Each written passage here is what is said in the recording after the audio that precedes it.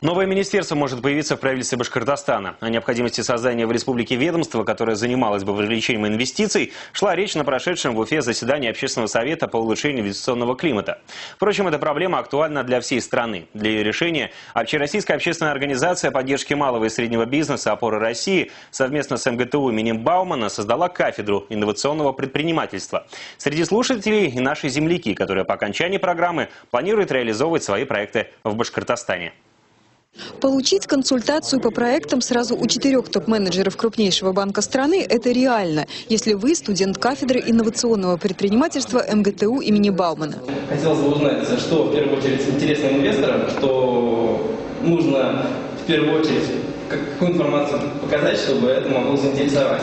Кафедра – это совместный проект Бауманки и «Опоры России». Проект стартовал в прошлом году. Будущих магистров отбирали по конкурсу. Оказалось, что из 3 слушателей программы 2 из Башкортостана. Это говорит о том, что в Башкирии бурлит жизнь, что есть спрос, что есть некий драйв, если хотите.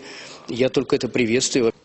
Азат и Загид познакомились только во время учебы в Бауманке. Поступление в вуз для каждого – закономерная случайность. Как-то специально не готовились. Узнав о новой кафедре, подали документы, сдали экзамены и стали кандидатами в магистры. Секрет прост. Проекты, ставшие входным билетом в вуз, были проработаны до мелочей задолго до поступления. Главное качество – это, конечно, не бояться. То есть следует понимать, что и здесь, и в Бауманке, и в МГУ, и в других ведущих университетах такие же ребята. Средние, здесь нет каких-то сверхлюдей.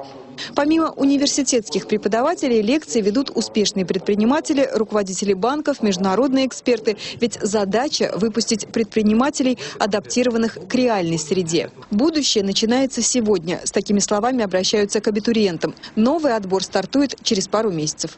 Гульнара Абдурахманова, Александр Харитонов, Башкирское спутниковое телевидение.